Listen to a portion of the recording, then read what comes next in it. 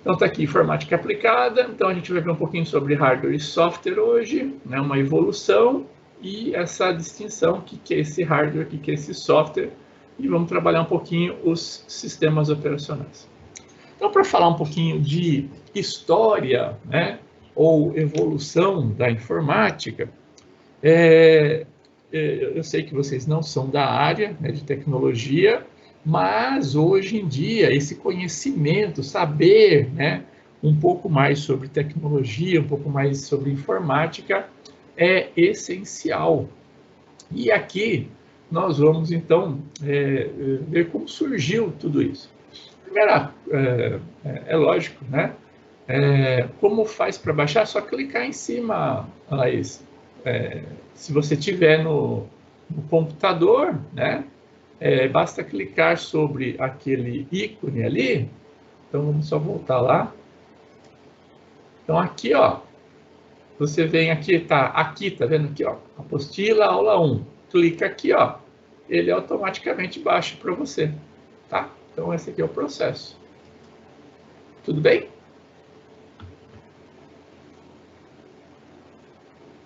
Tudo certo, Laís?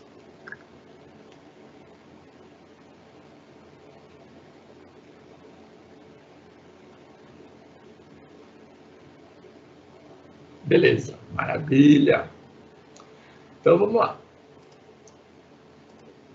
Então, falando um pouquinho sobre esse histórico, a evolução, né? Eu não poderia deixar aqui de falar sobre alguns termos que nós utilizamos hoje em dia, como, por exemplo, os dígitos, os números, o cálculo, né? A maneira de contar, né?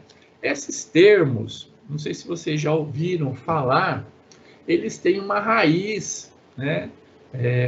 Não só comum, mas eles nos remetem exatamente a uma maneira que nós, né, humanos, nós, seres humanos, nós, homens, mulheres, nós nos envolvemos com instrumentos que efetivamente nos auxiliavam ou auxiliaram, né, no processo de contagem. Só para título de curiosidade, né?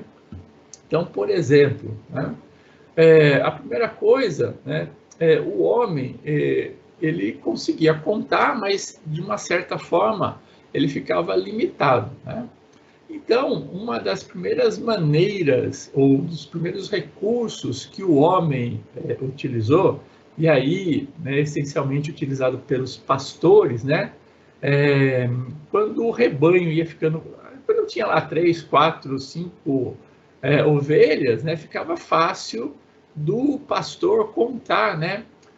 Não sei se vocês sabem, mas as ovelhas, né, elas ficam reclusas, né, à noite para evitar, né, principalmente os predadores, e de manhã, né, elas são soltas para pastar, né, para ir lá comer um pouquinho da gramínea, né? E aí, nesse processo, né, de soltar e recolher, os pastores tinham que ter certeza da quantidade de ovelhas que iam para o pasto e voltavam, né, à noite. Só que quando o rebanho começou a ficar muito grande, não dava mais para contar, ou não dava mais para você saber a quantidade de ovelhas que ia e voltava. E aí, uma das formas que os pastores começaram a utilizar foram pedras.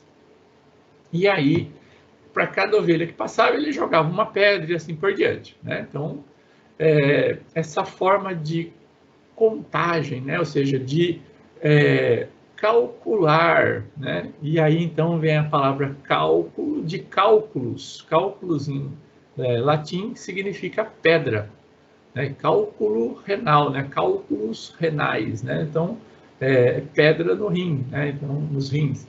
E aí, efetivamente, o cálculo que nós temos, então vamos calcular. Então, a raiz dessa palavra calcular vem então ali da utilização de pedras para auxiliar no cálculo ou seja, na contagem de ovelhas que iam e voltavam, né? E aí existiram aí várias formas de você também representar, não só com pedras, com símbolos, etc.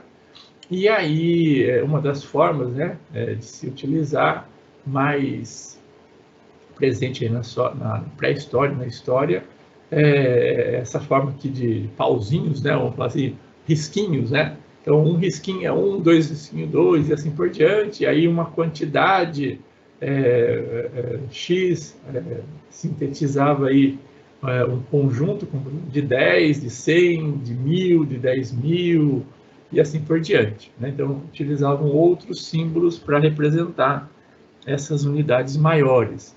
Uma coisa, não sei se vocês sabem, né, mas esses números, né, que nós utilizamos, o 1, o 2, o 3, né, esses números aqui, vocês sabem como que surgiram, ou por que o 1 é escrito dessa forma 1, o 2 é o 2 e o 3 é o 3? Alguém sabe falar isso? Alguém sabe essa resposta? Sei não, professor. Não? Interessante até conhecer. Vamos lá, então. Eu vou só aqui abrir uma tela para a gente poder desenhar aqui, aí fica mais fácil de vocês entenderem, tá? Um minutinho só.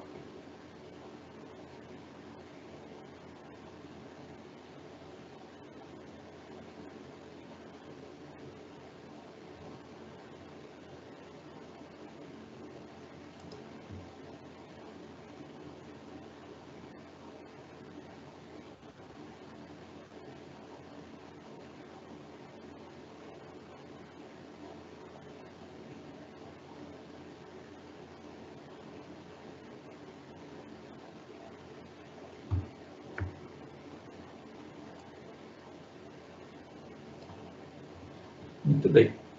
Estão vendo aí a tela, né? Então, a gente utiliza lá... deixa eu ligar aqui. A gente utiliza o 1, né, assim? O 2, o 3, né, assim? Muito bem. A raiz, né, do 2, do 1, do 2, se vocês observarem aqui, ó, nós temos isso daqui, ó. A gente tem um ângulo aqui formado por essas duas, vamos falar assim, semi-retas, né? Então, essas duas retas aqui, né? Elas formam um ângulo. A mesma coisa é o número 2, né? O 2, essencialmente, nós temos dois ângulos, né? O 3, nós temos aqui, 1, 2, 3 ângulos. Né? O 4, acho que é assim, 1, 2, 3, 4. O 4 não tem esse finalzinho aqui, né? Isso aqui não existe, então se a gente olhar aqui, o 4, né? É isso aqui, ó, 1, 2, 3, 4 ângulos, e assim sucessivamente, né? Até chegar no 9, né? Vocês devem estar se perguntando aí, como é que o 9 tem 9 ângulos, né?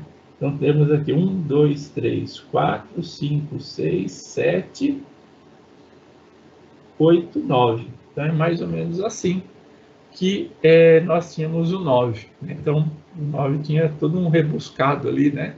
No finalzinho aqui, para dar 9 ângulos diferentes. E é assim que efetivamente. E se a gente olhar, né? O 0, né? Por que o 0 é 0? Né? Porque ele não tem ângulo nenhum.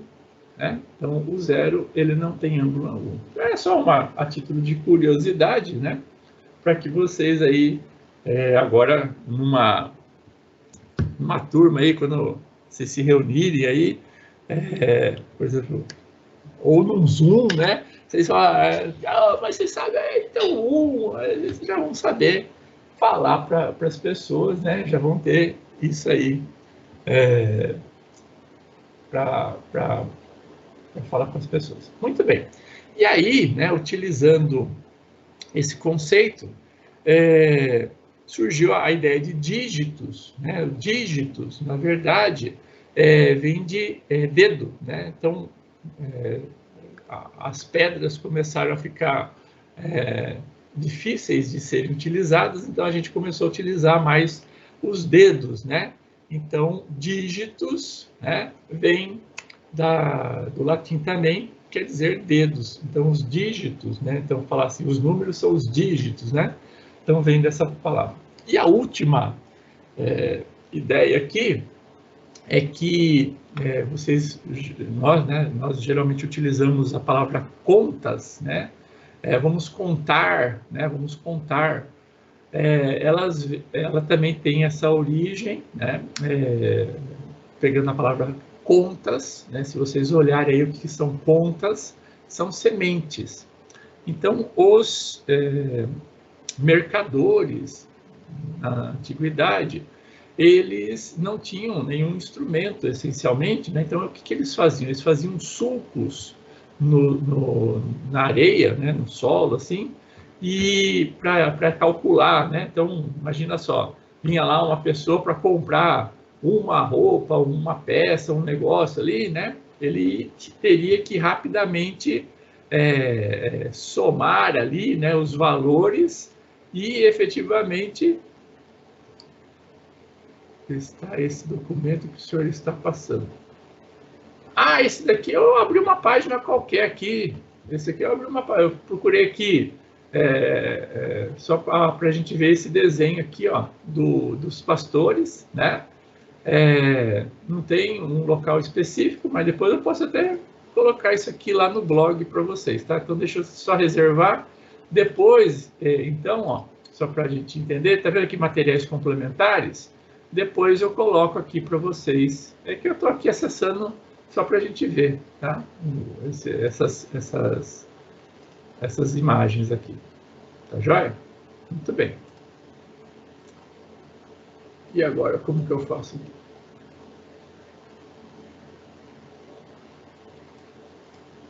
Tá, isso mesmo. Muito bem. Então, aqui, só voltando à ideia dos mercadores, eles faziam sulcos assim. Então, por exemplo, o primeiro era da unidade, o segundo da dezena, o terceiro da centena, e eles utilizavam as sementes e passavam de um lugar para o outro, de um buraquinho para o outro, né? Quando eles faziam ali a contagem, né? Então, por exemplo, a cada 10 sementes que eles jogavam no primeiro buraco, quando eles iam jogar a 11ª, o que eles faziam? Pegavam as 10 sementes, tiravam essas 10 sementes, colocavam apenas uma semente no segundo buraco, representando então as 10 sementes, né, do buraco anterior, e aí colocavam só uma semente ali. E assim eles iam calculando rapidamente. E essa forma de cálculo, né, e essa forma de contagem, né, então vem daí de contas, né, de sementes, e ela foi transferida, né, para um instrumento, né, que a gente conhece hoje como ábaco, né? O ábaco, ele trabalha exatamente com essa ideia, né? Só que ao invés de buraco, né, ele tem então fios aonde são colocadas as sementes. Hoje em dia, muitas pessoas ainda ao redor do mundo utilizam, né, o ábaco. Tem gente que faz contas muito mais rápidas com o ábaco do que com a calculadora, né? Então, voltando ali para o nosso material da aula, depois eu coloco isso aqui lá para vocês, né? Voltando ao nosso material da aula, então a gente vê aqui o ábaco, né? Então, você jogando para lá e para cá, você então faz esse cálculo. Né? Então, esse aqui, efetivamente, há mais de 2.500 anos antes de Cristo, ou seja, a gente está falando de mais de 4.500 anos atrás, ele foi aí um dos primeiros instrumentos utilizados para calcular, contar e assim por diante, né? E aí, seguindo no passar aí dos anos, né? Em 1671, lá na Alemanha, um pouquinho menos, né? Em 1650 aproximadamente, o Blaise Pascal, né, inventou ali a Pascaline. Essa imagem aqui que vocês têm é da Pascaline. Pascaline, então, é uma máquina, uma engrenagem, essencialmente uma engrenagem, que permitia você somar ou subtrair números, né? Então, aqui é o número da unidade, aqui a dezena, aqui a centena, aqui o milhar e assim por diante. Conforme você girava aqui, ó, aparecia aqui o número em cima, né? Então, você ia girando aqui, aparecendo um número aqui. Então, você, por exemplo, colocava a 5. Então, você girava aqui, né? 5 voltas, não 5 voltas, né? Mas 5 dentes, né? Tac, tac, tac, tac, tac, tac, né? Então, você tinha aqui um total de 10 dentes aqui. Você girava aqui metade, né? Então, você conseguiu o número 5 aqui. E você queria somar, por exemplo, esse 5 ao número 6, né? Então, aí você girava 6 vezes aqui. O que acontecia quando você girava a 10ª vez aqui? Da 10ª para a 11ª. O que acontecia? Isso aqui, né, tem um indicador aqui que fazia com que essa outra roda aqui girasse também um dente. Então, sempre você ia girando aqui, ó, esses mecanismos aqui, conforme você girava, a quantidade de vezes que você girava aqui, ele também fazia com que os outros elementos ou outras engrenagens girassem aqui. Então, aí você conseguia somar, e se você girasse na direção contrária, você subtraía, né? E aí, em 1671, lá na Alemanha, o Leibniz, né, ele, pegando essa ideia de Blaise Pascal aqui, ele fez um outro instrumento, que não tem aqui, né, mas também fazia cálculos de multiplicação e divisão. E aí, conforme a gente avançava, né, na história, outros instrumentos, outras invenções foram feitas. Um outro marco muito importante foi a invenção dos cartões perfurados por Jacquard, né, Joseph-Marie Jacquard, que ele basicamente utilizou para programar teares, né? Tear é aquele mecanismo, né, que permite o entrelaçamento de fios e permite a confecção ali de tecido, né? Então, dependendo da forma como você entrelaçava esses fios, você tinha um ou outro determinado tipo de tecido. Às vezes até a forma de entrelaçamento e a forma de você juntar, né, um fio com outro, uma linha com a outra, você tinha ali então a produção de desenhos. E isso tudo, né, para fazer manualmente era complicado. Então o Jacquard, ele basicamente inventou esses cartões perfurados que basicamente guiavam, né, o tear para essas formas de entrelaçamento. E a ideia basicamente foi muito interessante, que em seguida, né, essa ideia aqui, né, ela passou a ser então uma forma de entrada de dados para outros mecanismos, né? Aí avançando um pouquinho, a gente vai ver o Charles Babbage, né, utilizando esses cartões perfurados em sua máquina de cálculo de diferencial, né, que foi então projetada em 1822. Só que nessa época, né, a precisão da indústria mecânica, indústria, principalmente a usinagem, não era muito interessante ainda, não dava ainda para fazer coisas muito precisas, né? Então, essencialmente, o que aconteceu? Ele não conseguiu finalizar a sua máquina analítica. E aí, né, o que aconteceu? Ele era um funcionário do governo, né, recebia ali uma bolsa de iniciação científica, basicamente, né, para fazer isso, mas ele não conseguiu obter êxito. Até mesmo o filho, né, deu continuidade, mas não foi possível, porque a ideia era fantástica, mas ele não conseguiu concretizar em virtude do material. Só para vocês terem uma ideia, né, o Babbage, Charles Babbage, ele é considerado, né, o pai da computação, porque essencialmente essa máquina, né, que ele projetou basicamente o início aí do processamento de dados, ou seja, ele deu start ao processamento de dados. E como é que tem essa máquina aqui? Como tem essa foto dessa máquina? É que o Museu de Londres, Babbage era londrino, né? Então, o Museu de Londres, Ciência, né? O Museu de Ciência de Londres, em 1990, ele pegou os projetos originais de Babbage e construiu a máquina agora com a precisão, né, que nós temos hoje em dia. Eles construíram a máquina e a máquina funcionou perfeitamente. Então, um dia que vocês puderem ir lá para Londres, né, no Museu de Ciência de Londres, está lá essa máquina de diferencial do Charles Babbage, né, em exposição no Museu de Ciências, tá? Então, só para vocês terem uma ideia, então ela funcionou perfeitamente. Mas esse projeto, né, foi então utilizado por outros cientistas, né? E em 1931, né, o Alan Turing, né, vocês já devem ter ouvido falar do Alan Turing, inclusive tem um filme bem famoso aí, chamado O Jogo da Imitação. Vocês já ouviram, já viram algo a respeito?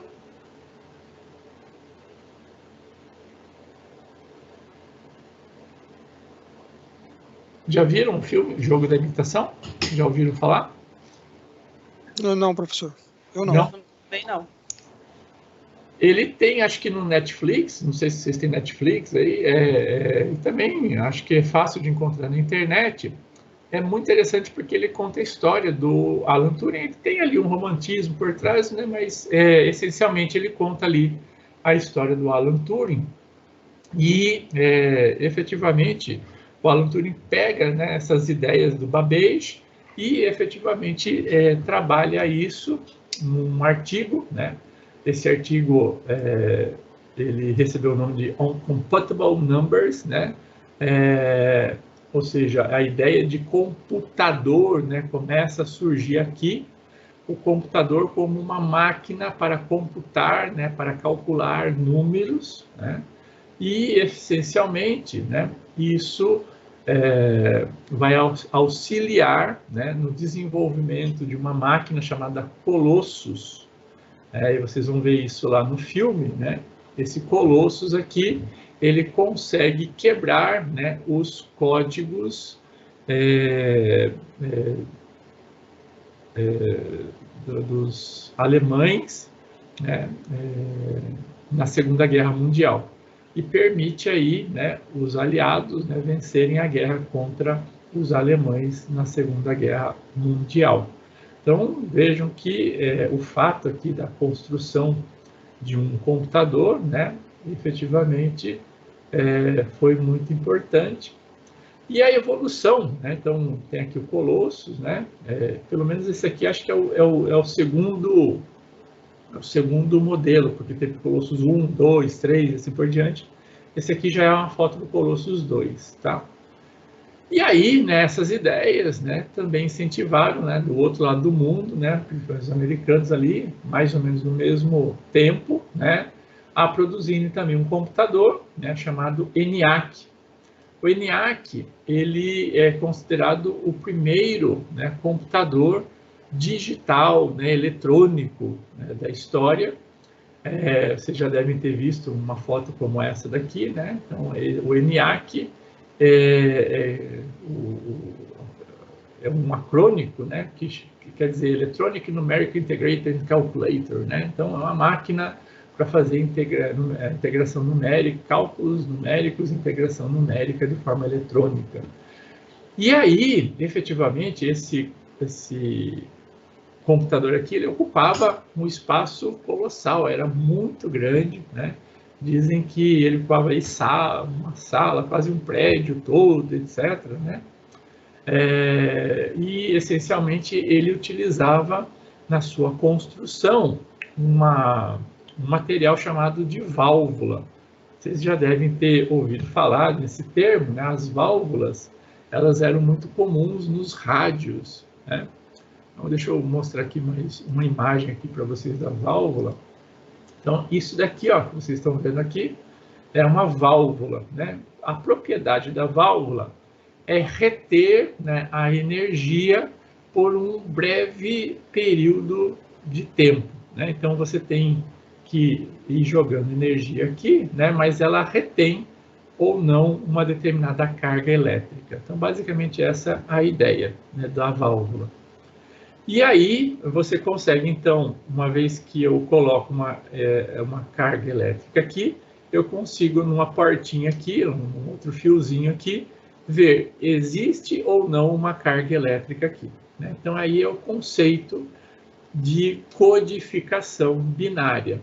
Existe uma carga elétrica aqui, não existe uma carga elétrica aqui.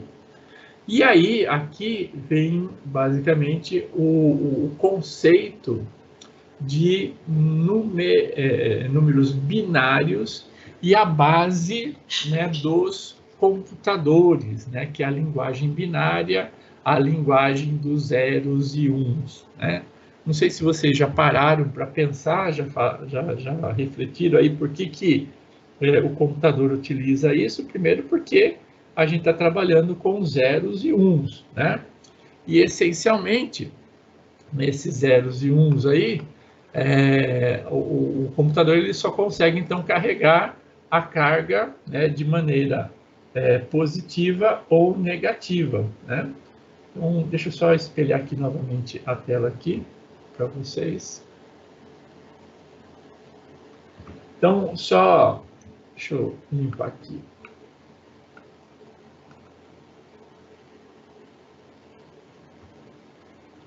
Pessoal, está muito chato?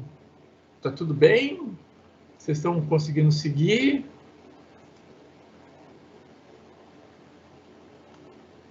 De forma alguma está chato, professor. Está bem explicadinho. Parabéns. Então, vamos lá. Da onde que vem essa ideia de número? A gente não tem lá os números 0, 1, 2, 3, 4, até 9. A gente utiliza esses números aqui hoje em dia, não é? Isso daqui é chamado de sistema decimal. Tá? Por que decimal? Porque tem 10 números. De 0 a 9, nós utilizamos 10 números, né? Então, como que a gente representa isso aqui? Então, a gente tem lá o 0, o 1, o 2, até o 9, não é isso? O que acontece quando nós chegamos no 9? Não tem mais número, certo? Então, a gente vai fazendo combinações de um com o outro. Então, na verdade, ó, se vocês olharem aqui, a gente poderia falar que a gente tem um 0 aqui, ó, ou vários zeros aqui, 0, 9, 0, 1. Então, a gente está fazendo uma combinação, ó, do 0 com 0, o 0 com 1, o 0 com 2, e assim por diante. Acabou, né, essa possibilidade de combinação aqui, o que a gente faz? A gente pegou o 0 aqui e colocou aqui do lado esquerdo, certo? A gente agora vai pegar o próximo, que é o 1, e vamos colocar aqui do lado, aqui, ó, e vamos fazer novamente a combinação, ó. O 1 com 0, o 1 com 1, 1 com 2, assim até chegar o 1 com 9. Acabou essa combinação aqui, ó, a gente vai pegar o quê? O próximo número, que é o 2. Então, a gente coloca o 2 com 0, o 2 com 1, e assim sucessivamente. Vocês já tinham parado para pensar que os números nada mais são do que combinações, pessoal? Sim. Muito bem. Nessa mesma ideia aqui, ó, se a gente não tiver 10 dígitos, a gente só tiver 2, a gente só tem o 0 e o 1, a gente vai ter basicamente a mesma coisa, né? Então, a gente vai ter uma codificação apenas com o 0 e o 1. Então, a gente tem lá o 0 e o 1. Acabou isso daqui, a gente faz o quê? Utiliza o 0 aqui e faz novamente a combinação, o 0 e o 1. Então, aqui seria o 0, 0, 1, o 0, 1 e o 0, 1. Oh, desculpe. Então, a gente faz a combinação aqui, ó, o 0 com 0, o 0 com 1. Depois, a gente coloca o 1 aqui, ó, e faz novamente a combinação. Então, utilizando 2 dígitos, né, o 0 e o 1, nós temos, então, 4 possibilidades. Se a gente aumentar mais uma aqui, o que vai acontecer? A gente vai ter, então, a possibilidade de repetição aqui, ó, do 1, 1, 1, 1, e tudo isso aqui, ó, 0 e 0, 0 e 1, 1 e 0 e 1 e 1, certo? Então, a gente vai para 8 combinações. Conforme a gente aumenta aqui, então, a quantidade de dígitos combinando, nós aumentamos a quantidade de combinações e coisas que a gente, então, pode representar. Então, o que acontece? Se a gente pegar todos os nossos, as nossas letras, o A, o B, o C, babá, o A maiúsculo, o B maiúsculo, o C maiúsculo, o número 1, 2, 3, e assim por diante, né? O vírgula, ponto, né?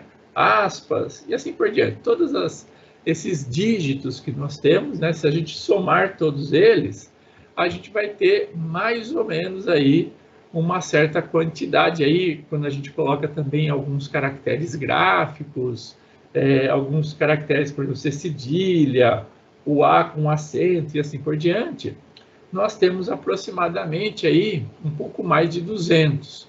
E aí eles colocaram, agregaram outros termos, e aí a gente chegou a aproximadamente 256 possibilidades. Se a gente olhar então isso daqui, ó, 256, vai ser basicamente que é 2 elevado a 8 igual a 256.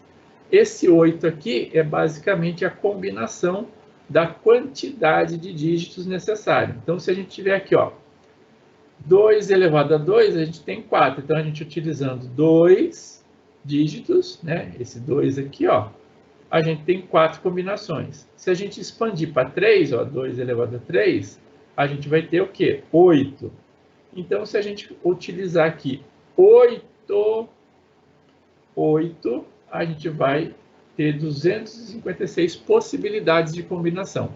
E é basicamente isso que nós temos hoje em dia, né?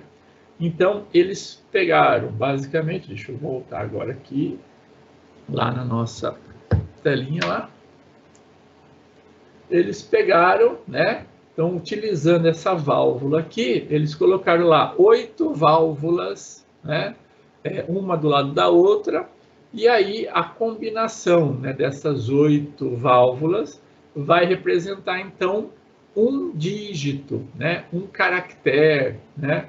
O que a gente vai chamar de 1 byte. É por isso, né, que nós vamos ver, né, que 1 byte é igual a 8 bits. Então, esses dígitos binários, né, são os bits. Mas a gente já volta a isso. Eu só queria mostrar para vocês que as válvulas, né, eram utilizadas como instrumentos para guardar uma determinada informação, que a gente vai chamar de bit, e esse bit, né, basicamente, a combinação de 8 em 8 bits me dá 1 byte. Por enquanto, tudo bem? Vai ficar um pouquinho mais claro à frente, tá? Mas o que eu queria mostrar aqui para vocês é que essas válvulas, né, elas ocupavam muito espaço, elas queimavam com muita frequência, e atraíam insetos e assim por diante, né? Porque é uma luz, né, que ela emite ali, né? Então, se vocês olharem uma válvula em funcionamento, ela vai emitir ali uma certa quantidade de luz, que é a energia que está aqui. Então, você tem aqui um resistor aqui, então tem aqui a emissão de luz. Muito bem. Isso daqui, né, ela foi modernizada e foi criado, então, um outro elemento que fazia a mesma função dela, né, ou seja, armazenar uma determinada carga aqui, e foi chamado de transistor ou transistor, só que ocupando uma área muito menor, tendo uma vida útil muito maior, e aí este transistor ou transistor, ele foi então diminuindo, a ponto de ser colocado centenas, depois milhares, depois bilhões em uma pastilha, né, a gente chama de pastilha de silício, que a gente chama um circuito integrado, né? O circuito integrado que fica dentro de uma pastilha de silício, que fica dentro de um chip, né, de computador. Então, hoje em dia, né, o computador, o celular de vocês, aí, o tablet de vocês, tem ali muitos, né, chips, né, muitos circuitos integrados, sendo que um dos principais, a gente vai ver, é a CPU, né, a unidade central de processamento, que contém aí bilhões de transistores ali dentro, ou transistores, tá joia? Aqui é a evolução ao longo do tempo. E isso fez com que também houvesse uma evolução dos computadores. Então a gente passou, né, desse ENIAC aqui, ó, que era um monstro, né? Então, e ele fazia menos cálculo que uma calculadora simples que vocês conseguem comprar aí que vem junto com um doce, né? Então, você compra um doce e ganha uma calculadora hoje em dia, né? De tão barato que tá. Então, esse instrumento aqui fazia, às vezes, menos que essas calculadoras de doce que vocês compram aí hoje em dia, tá? Pra vocês entenderem, né, a evolução, né, de 1946 para cá, o quanto que nós evoluímos. Então, essa quantidade, né, de válvulas, né, foram integradas em transistores, e os transistores foram colocados aqui em circuitos integrados e colocados dentro de um chip, né? Então, em 1971, ocorreu, né, pela Intel, né, a fabricação do primeiro, né, microprocessador, o Intel 4004, que vai, então, ser o ícone aí do desbravamento da indústria de tecnologia, indústria de computação, né? E a Intel, né, ela cresce exponencialmente a partir desse momento. E aí surgiram alguns aparelhos, um dos primeiros, né, o Altair 8800, né? Isso aqui, né, é um computador, né, um computador que eles chamavam ali um computador pessoal, né, um computador para robista, né, vamos falar assim. Era caro, mas custava ali $400 aproximadamente, tinha 256 bytes de memória, ou seja, a gente já vai ver o que isso significa, né? Mas já era o início, né? E se vocês quiserem saber um pouquinho mais sobre o Altair, depois como que surgiu ali a Microsoft, né, com o Bill Gates, né, inventando ali uma linguagem chamada BASIC para este computador aqui, eu recomendo, né, se vocês tiverem um tempinho aí, de verem um filme chamado Piratas do Vale do Silício. Vocês já ouviram, já viram esse filme? Alguém já assistiu?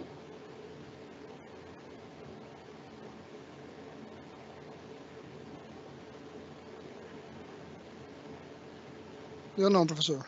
Também não? Então, acho que também tem lá na Netflix a história da computação, né? Quase que chegando nos nossos dias. Principalmente esse daqui, ó, é o Bill Gates, né? Ele faz o papel do Bill Gates. E esse daqui do Steve Jobs, tá? Então, é Apple e Microsoft, né? Então, é mais ou menos a história aqui das duas empresas e tudo que envolveu ali, desde o Altair, né? Que é este pequeno computador aqui, tá? E aí ocorre toda uma revolução, né? Em 77 ocorre uma explosão de interesse por computadores, e aí surgem aí algumas máquinas do Commodore, o Radio Shack, o TRS-80, e aí o Apple II, né? Com o Steve Jobs e o Steve Wozniak, né? Que efetivamente criaram na garagem de casa o Apple II. Não sei se eu tenho aqui rapidamente aqui, uma foto aqui do Apple II, né?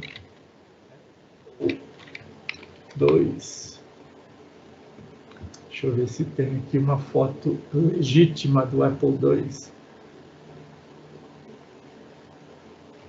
Acho que primeiro Apple.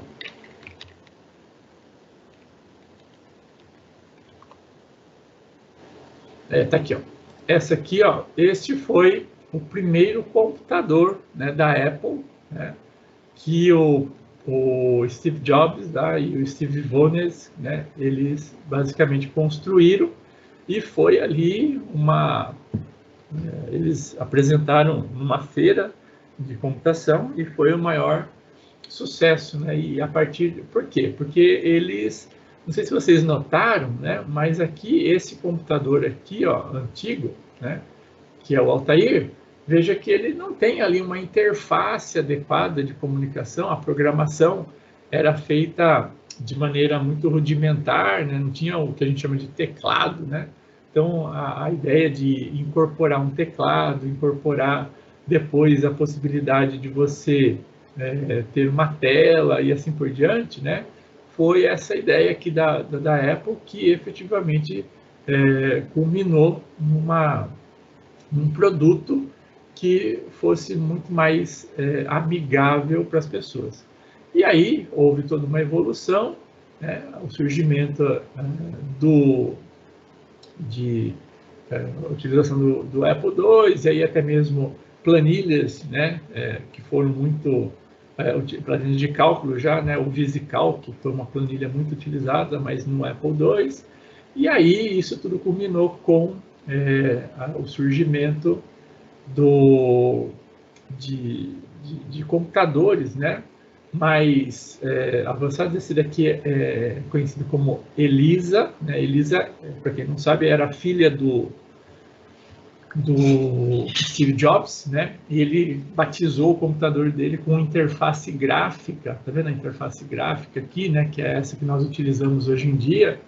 Surgiu aqui, né? Foi um projeto que ele, entre aspas, né? Pegou emprestado, né? Da Xerox, da Xerox, né? A Xerox que basicamente bolou essa ideia de interface gráfica. Ele pegou essa ideia aqui e levou para os computadores e foi o maior sucesso, né? E depois surgiu aí outros protótipos, outras máquinas, né? Culminando aí com máquinas. E do outro lado, né, a gente tinha também a Microsoft, né, pegando essas ideias e também tentando desenvolver. E aí surge o DOS, né? Pouco antes dessa invenção aqui da interface gráfica, surge o DOS, que foi vendido, né? Basicamente, ou incorporado, né, no projeto da IBM, do computador pessoal lá, né? Assinou um contrato com a IBM para fornecimento do BASIC e depois do que a gente chama de sistema operacional PC-DOS, né? DOS significa Disk Operating System, né? Que efetivamente vai levar aí, efetivamente ao surgimento e explosão da Microsoft, né? E em seguida, né, começa a surgir, esse aqui é o IBM PC, né? Surge então também a incorporação no DOS do sistema de janelas,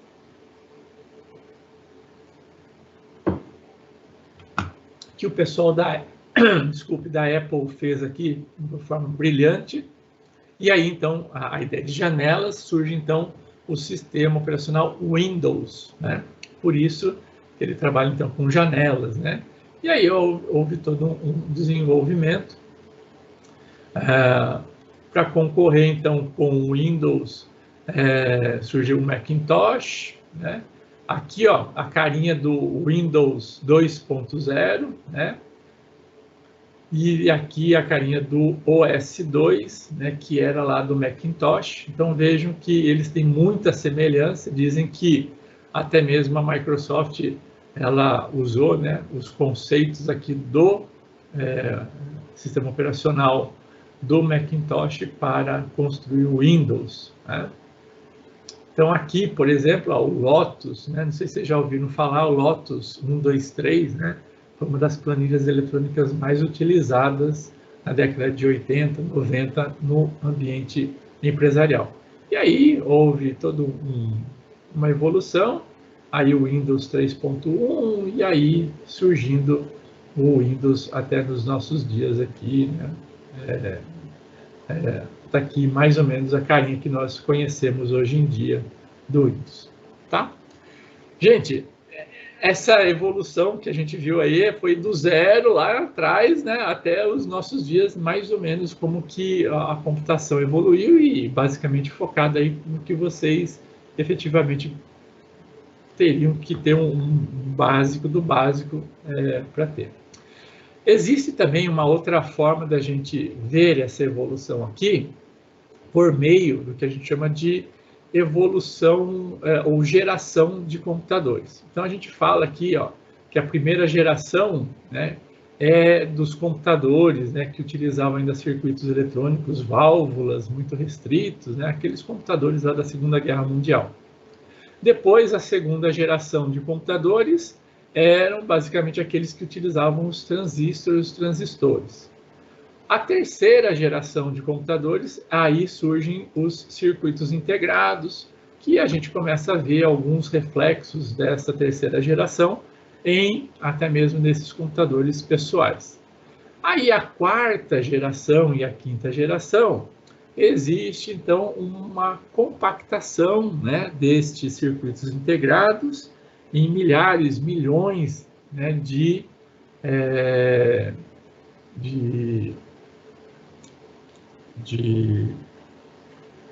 transistores, né, numa pastilha de silício, e aí essa incorporação, a partir de 77, 70, 80, né, surge então os computadores de quarta geração. E a quinta geração, né, basicamente desponta aí os supercomputadores, a multimídia, a computação móvel, principalmente pelos celulares, a era online, né? E a gente diz aí que tem ainda uma sexta geração, que é essa que nós estamos vivendo hoje em dia, que é a computação distribuída, o cloud computing, né?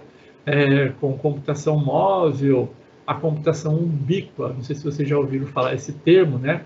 Ubíqua significa presente de forma unipresente, né? Ou seja, aquela presença que está em todo lugar, né? E você não vê, né? Então, por exemplo, você entra num local que tem Wi-Fi, você não está vendo a tecnologia ali, mas você consegue utilizá-la, né? Então, é aquela presença da tecnologia em todo o local, em todos os locais, né? A realidade aumentada, a internet das coisas e muito mais que hoje em dia nós temos. Então, essa seria basicamente a ideia, né, da evolução utilizando gerações. Pessoal, tudo bem até aqui? Dúvidas? Tranquilo, professor. A Madalena colocou ali o jogo Campo Minado. O que é o jogo Campo Minado, Madalena? É assim que pronuncia seu nome, Madalena? Oi, professor, Magda. Magda? Isso. Oh, desculpe. É que... Não, pode falar. Não, é Magdalena, é que eu não gosto do meu nome. Então é só Magda. É só Magda, por favor. Beleza. A gente vai aprendendo, né? O primeiro dia a gente erra bastante. Depois a gente erra muito mais, mas... Então, Madalena, verdade, erra muito mais. O que é o... Madalena, desculpe, Magda. O que é esse jogo minado que você falou? O senhor passou ali. Ah, eu passei? O senhor passou o joguinho. É o joguinho de antigamente. Jogo minado. Que é de explodir. Tinha... Eu passou ali daí o joguinho. Eu lembro quando era criança, meu primo jogava. É mesmo? Antigamente, do Windows. Quer ver? Ó, aqui, aí, ó, isso aqui. Ah, verdade. Isso. Nossa, eu nem me lembrava mais desse jogo. Realmente, eu também joguei esse joguinho aqui. É para distrair, né? Isso. É muito legal, bacana.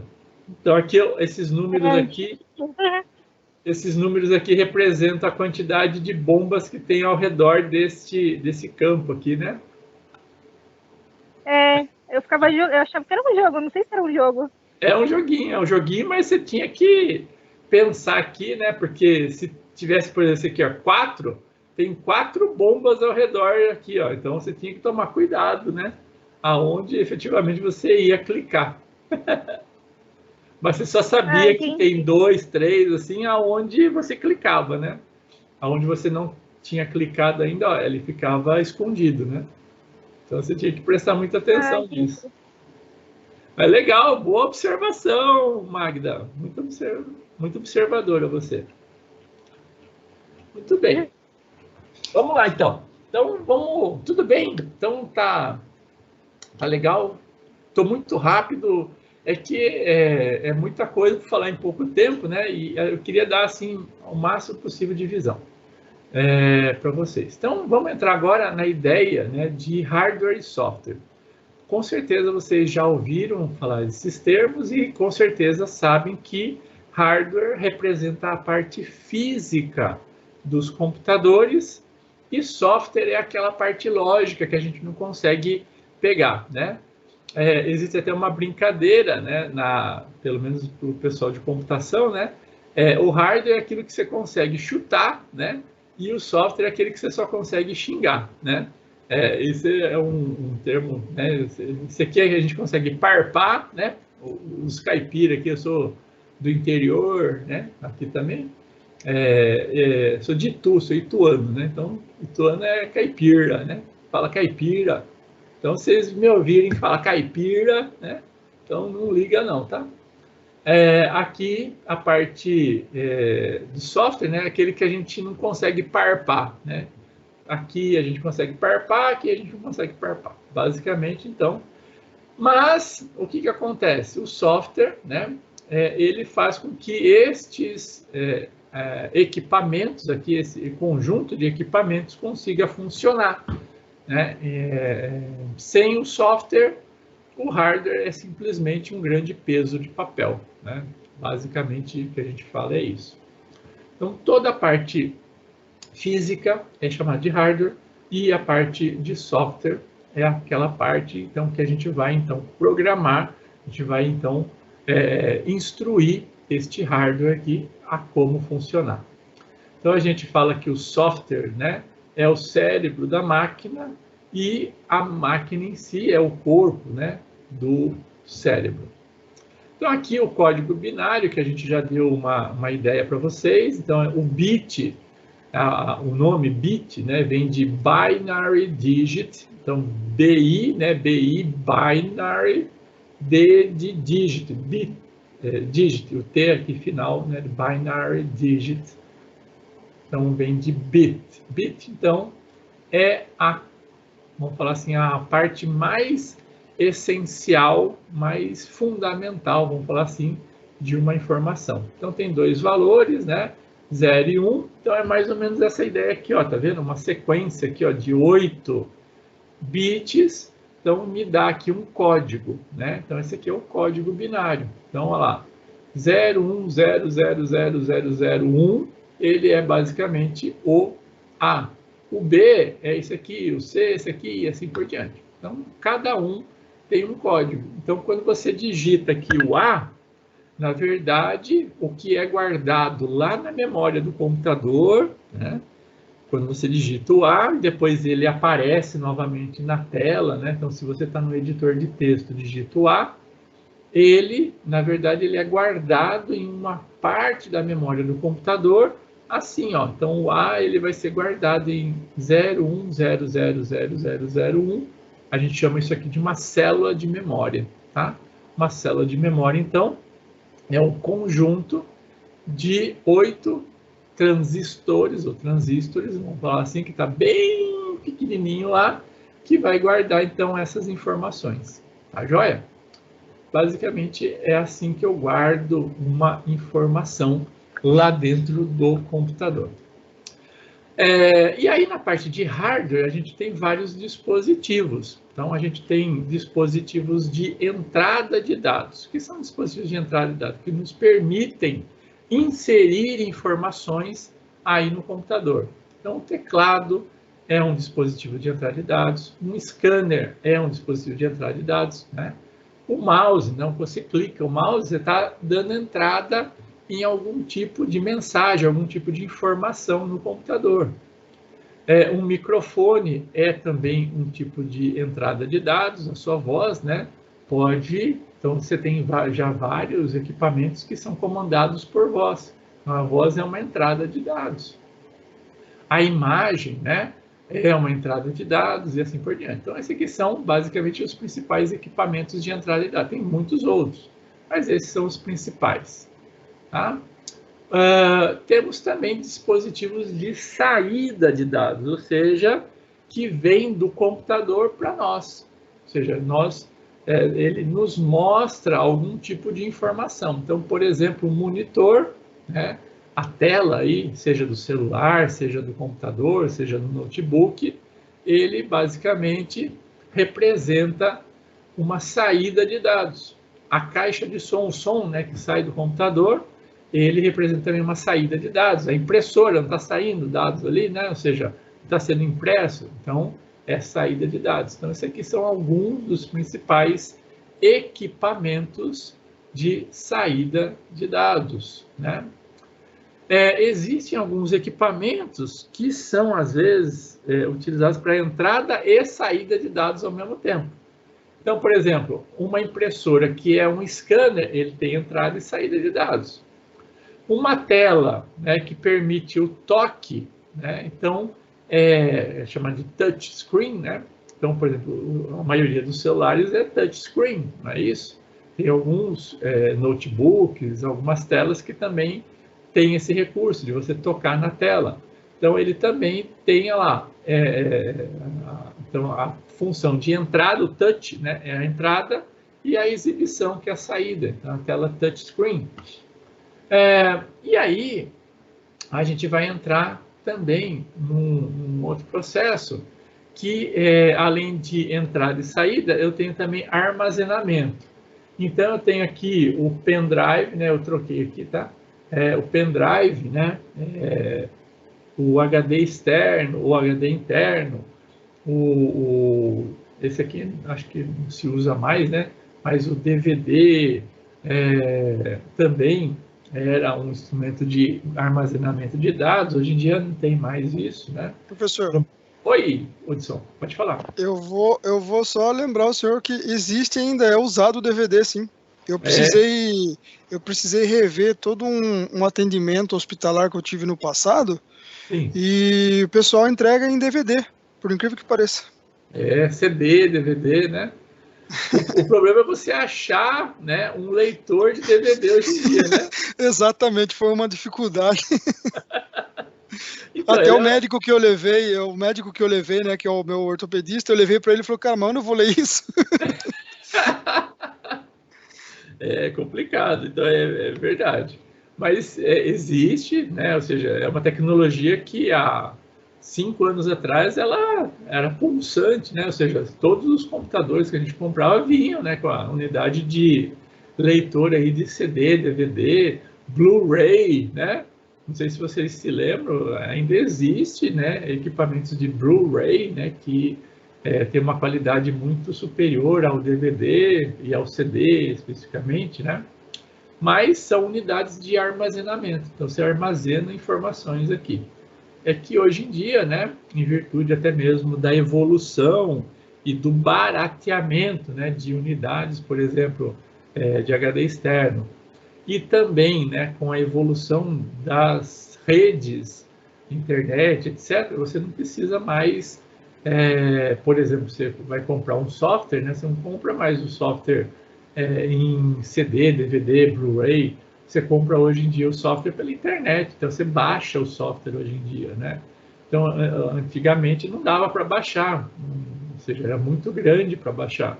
Então, ele vendia num equipamento físico, né? Geralmente num DVD, num Blu-ray, alguma coisa assim. Hoje em dia isso não acontece mais, mas existe ainda unidades de armazenamento que como essa daqui, que estão em pleno vigor, aí, em pleno funcionamento, mas é muito difícil hoje em dia até mesmo de encontrar mídias, né? A gente chama esses discos aqui de mídias, né? De mídias para vender. Mas existe, tá? Hoje em dia, né, as unidades de armazenamento mais comuns aí que nós encontramos, né, são os discos rígidos, né, os HDs. Inverteu aqui de novo, né, as memórias, né, os cartões de memória, né, e os SSDs, né, não sei se vocês já ouviram falar, nesse termo, né, de Solid Disk Drive, SSD, né, que essencialmente a maioria dos notebooks, dos computadores hoje em dia, estão saindo com esses dispositivos aí, substituindo os HDs, né, dos discos rígidos. Eles permitem uma velocidade muito superior aí de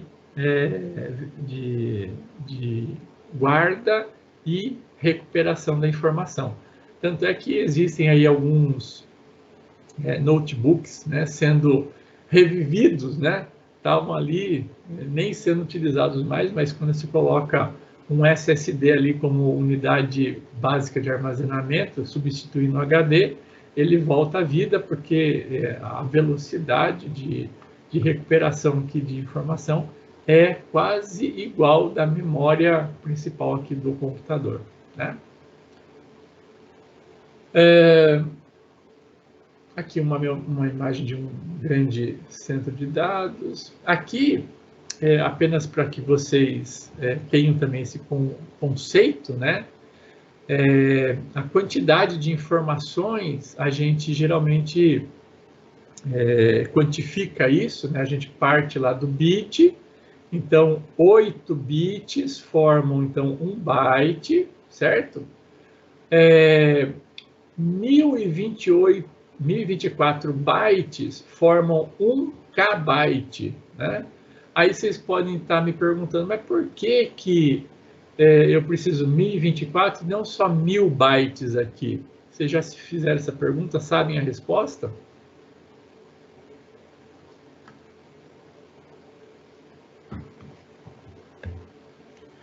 Seria aquela explicação que o senhor deu ali em cima, que é tudo levado ao quadrado. Isso, ali, né? O senhor levou a potência, né? Isso, então quando você tem, por exemplo, 2 elevado a 10, você tem 1024, e não apenas 1000, né? Então é por isso, 2 elevado a 10 significa 1000. 2 elevado a 100, 2 elevado a 1000 e assim por diante. Então você vai formando aqui a quantidade. Então é por isso, né, quando você olha, então deixa eu mostrar aqui para vocês rapidamente. Você abre aqui, por exemplo, o HD aqui, ó. Você vem aqui, por exemplo, aqui, propriedades, né? Então você vem aqui em propriedades, você tem aqui um número absurdo de bytes aqui, ó. 232 milhões 348 bilhões 348 milhões 540 um número incrível, né? Mas é tudo quebradinho aqui, bytes, tá vendo aqui, ó? Mas aqui do lado direito ele mostra aqui, ó, 216 gigabytes, tá vendo aqui? Então ele aproxima aqui em gigabytes. O que isso significa? Significa isso que nós estamos mostrando aqui, ó. Então a gente sai lá do byte, né? Ou dos bytes, forma kilobytes. Então 1024 kilobytes é igual a 1 megabyte. 1024 megabytes é igual a 1 gigabyte, 1024 gigabytes é igual a 1 terabyte. Então, vocês vão encontrar, né? Existem outras unidades, né? Então, se vocês procurarem aí, vocês vão encontrar outras unidades, mas hoje em dia a gente utiliza até o terabyte especificamente, tá? Mas é mais ou menos assim que existe a junção, né, ou a classificação aqui em unidades de 1000 em 1000. Né? Então, kbyte, megabyte, gigabyte, terabyte, possivelmente vocês vão ouvir falar, e é assim que a gente calcula. Tá bom? Tudo bem, pessoal? Aqui tem a explicação, né? Então, depois do terabyte tem o petabyte, exabyte, zettabyte, depois vai até o iotabyte, tá bom? Aqui vocês vão encontrar aqui mais algumas representações. Mas até o terabyte é o que nós estamos utilizando hoje em dia. Então aqui, ó, 10 elevado à sexta potência é igual aí a 1 milhão de bytes, né? Que é igual a 1.048.57 bytes em binário, tá joia? Então, basicamente essas a ideia. E aí, né, quando a gente olha para o computador, né, para essa caixa aqui, aí dentro do computador nós temos uma série de outros elementos importantes, né, que constituem, né, o computador como um todo. O elemento mais importante aí dentro é o processador. O processador a gente chama de cérebro, né? O cérebro do computador é o processador, é ali que ocorrem basicamente todas as operações, né? Então, tem duas grandes empresas que fabricam, né, os processadores, a Intel e o AMD. Então, hoje em dia, né, se você compra um computador, ele geralmente vem, ou esse daqui tem um processador Intel, ou esse aqui tem um processador AMD. Geralmente você não foge muito dessas duas grandes empresas aqui, fabricantes de processadores. E aí, geralmente vem ali um código, né, que classifica aquele determinado processador. Então, vocês vão encontrar ali, por exemplo, Core i7, Core i3, Core i5, né, na parte da Intel. E dentro do AMD, né, você tem ali outros nomes. Então, por exemplo, processadores AMD. Então, aqui, os processadores AMD. Deixa eu ver aqui onde posso ter.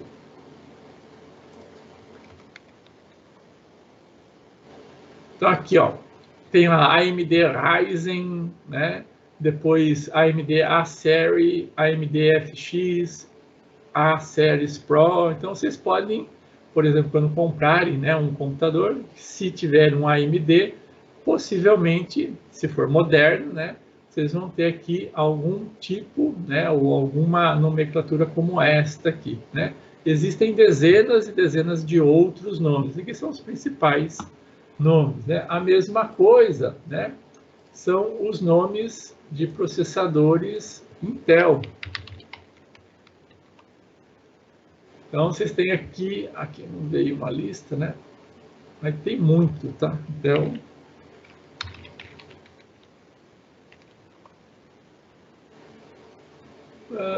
nomenclatura. Não tem. Vamos ver se tem aqui. Então, tem o Core i7. Aqui, ó.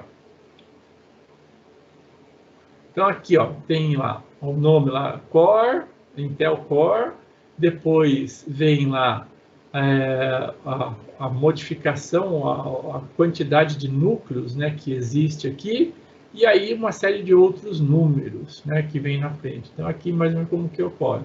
Então, aqui a marca, né, efetivamente, depois qual é a modificação, a quantidade de núcleos que ele tem, e aí a geração, e depois os números que efetivamente os classificam, né?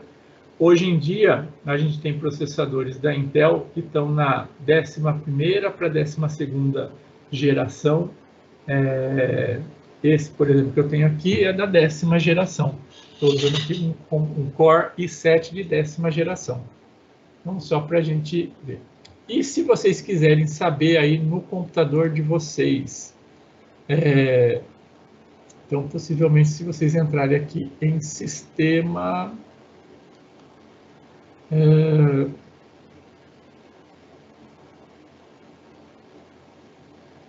onde que eu vejo?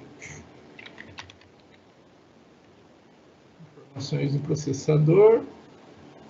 Então, se vocês entrarem, né, aqui em informações, vocês clicam aqui em informação do processador, vocês vão ver aqui qual é o processador que vocês estão utilizando, né? Então, aqui, ó, eu estou utilizando, não sei se vocês conseguem enxergar, mas um Intel Core TM i7, bababá, CPU, alguma coisa, tá? Só para saber, né, a título de conhecimento, então vocês conseguem verificar qual é o processador que vocês têm aí. Não diferente dos computadores, né, os celulares também têm os processadores também. Então, geralmente vocês vão ter aí, né, nos celulares de vocês, determinados processadores e também determinadas quantidades de núcleo de processamento. Então, geralmente você tem aí um Vega ou alguma coisa com quadricore, octacore, né? Assim que vocês veem ali as propagandas, né? O que significam isso? Significam que aquele determinado processador tem uma certa quantidade de núcleos que vão fazer o processamento. O que é núcleos? Então, você tem então a possibilidade de, dado alguma coisa para ele calcular, processar, etc., ele pode dividir essa informação em tantas unidades. Por exemplo, se tem lá um octa-core, né?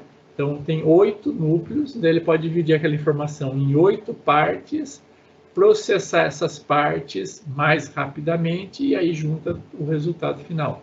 Então, você tem então um poder de processamento muito maior. Quanto maior a quantidade de núcleo, né, dependendo da sua aplicação, maior vai ser a sua poder de processamento. Então, consequentemente, o celular vai ser muito mais rápido, né? A mesma coisa para os computadores de uma forma geral.